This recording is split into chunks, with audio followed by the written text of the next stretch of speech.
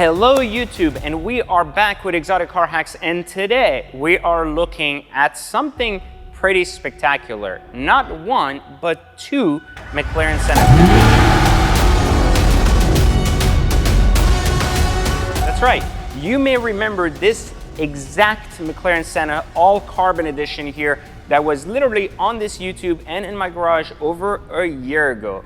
And a year later, this new Senna made it here. So, you know, I don't know if you guys remember, I've been following for long enough, but this particular Senna was an incredibly beautiful $1.4 million spec, and this one about a $1.1 million spec. And the big difference being this is an all carbon car. Lucky for me, since this car has been sold about 7 months or so ago, it is now back here because a good friend of mine owns it and he's agreed to lend it to me, so we can take a look at the difference between what really makes a $1.4 million Senna and a $1.1 million Senna differently. Now personally, I've learned a lot about Sennas interacting with this car and owning it for a few months. It enabled me to not only get familiar with the car, tell you what I liked, hated about it, but ultimately today I'm going to show you the big differences between these Sennas. And for those of you that aren't really Senna enthusiasts or know much about the cars, I'm going to go back to my original statement. It is damn ugly,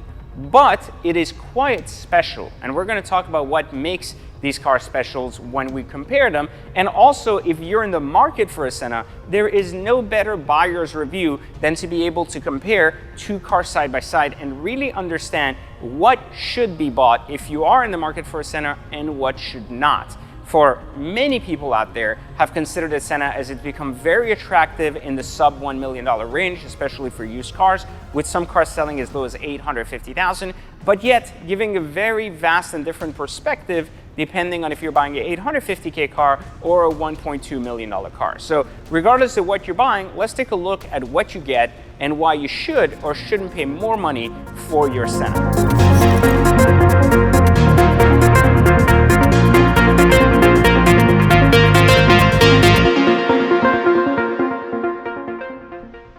If you're going to be buying a Senna, there are a few things you should know. First off, you basically get the same key as a 570S, so that should make you feel very special. Regardless that you buy a $1.4 million one or a $1 million one, you still get a $12 key. Not a big deal, but nonetheless, I mean, better than what you would say the Ford GT. And there are other things you should know.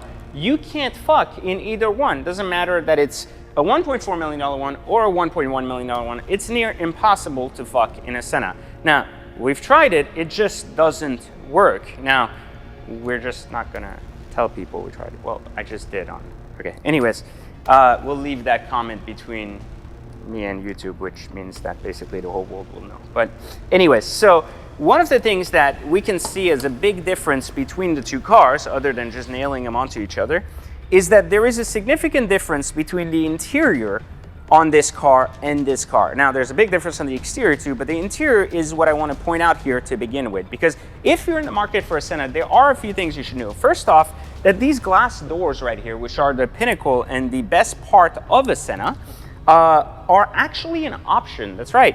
Believe it or not, you can't just have glass doors as a standard option. Some cars are non-glass door cars and are just black, which completely defeats the purpose of a Senna. But yet there is a poor fuck out there that elected to not have glass doors because he thought he would go a little bit faster around the track. Yeah, you know who you are.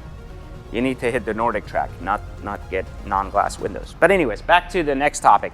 The next thing we want to look at is the fact that some of these Sennas, just like the difference here between the two, in this case being an all carbon car, has a carbon roof, as you can see, and therefore you don't get the glass. Versus on this car, you have a beautiful glass top, which means you're in an entire glass enclosure. So big difference. This being an all carbon car may not necessarily be more of a carbon option or not, since it makes sense to have an all carbon roof, but nonetheless should be paid attention to. But there is something else about this car that is very different, and that is the fact that the interior is matte. We talked about this on the review of my Senna, which had the $45,000 plus option that basically give you an all gloss interior. But this isn't the point here, because every one of these cars that you choose matte or gloss is a personal preference. But the big difference is the MSO seat. One of the big differences between this car and that car is that this car has the standard seats.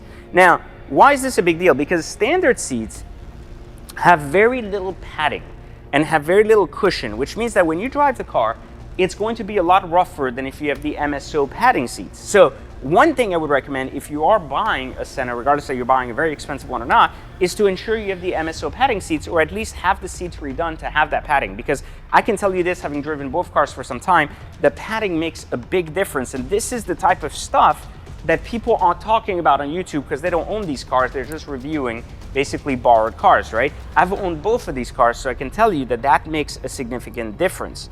Now, outside of that, the exterior carbon being absolutely gorgeous and beautiful, no issues there. But it is to be noted that carbon only looks beautiful in person and close up. So if you're not the type of person that really is going to have a place to park this, then that is going to be a big waste, because you're going to spend a lot of money on a carbon body that you're not going to get to enjoy, because from far, they ultimately all kind of look black, right? Now, if you are buying a black car, usually you get secondary accents, which are some of these colors. In this case, it was blue, other cars are red. I prefer the blue. I think the blue accents are significantly better looking than the red. But other than that, all cars are standard. You still get these horrible windows, which make the driving experience okay, but just not as exciting in having real windows. But you get the roof scoop no matter the car. And this particular car has something really unique. It has the gold exhaust manifold here. If you take a look under, you'll see this beautiful gold manifold that just basically protects. The heat shields are all in gold, versus on that car, they're all in stainless. This is a big dollar option.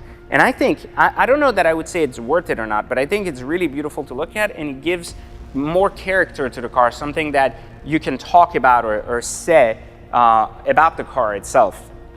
Now, one other point I want to make, if you are in the market to owning a Senna, is that if you're going to be buying one, you should also consider, or should I say, you should ensure it has the B&O sound system. Now, these cars have really good sound systems, but they make a lot of noise when you drive, and they're very annoying to drive in the street, like in the city, because you hear the rocks, you hear the noise, and the engine is right behind you, and the carbon does a really poor job in insulating the noise, which is one of the reasons why I really like the SVJ, because while the SVJ is loud and crazy and obnoxious and dramatic, it's also dramatic in a way that's enjoyable on the street as much as on the racetrack. This is really not that much on the street. But something to consider is you need a really good sound system, because it's very annoying to hear the engine all the time. And so that's why a B&O sound system is a must.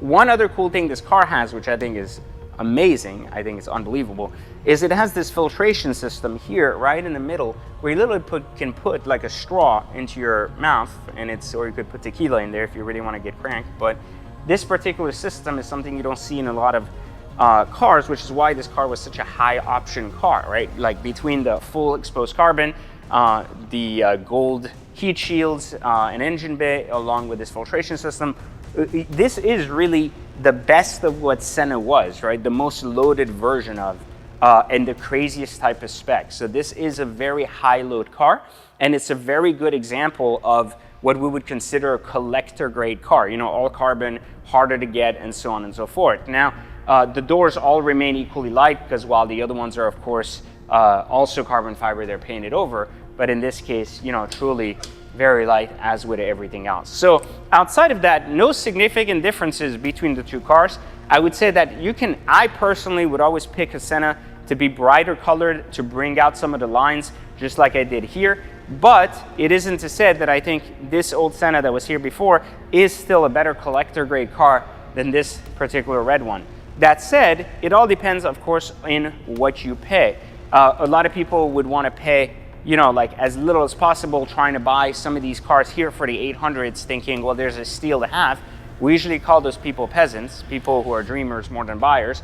Real buyers understand that there are real values to cars, and those values are not based on getting a bargain on $1 million car, but rather buying the right car. So if you're that person, then you understand that it's really about what you get. The higher the car cost is, meaning the sticker is, the higher the discount needs to be to basically reflect the percentage of that. So if you're, for example, getting $100K off on $1 million car, right, which is a decent deal, the question would be, can you get 250, 300K off on an all carbon car or something higher?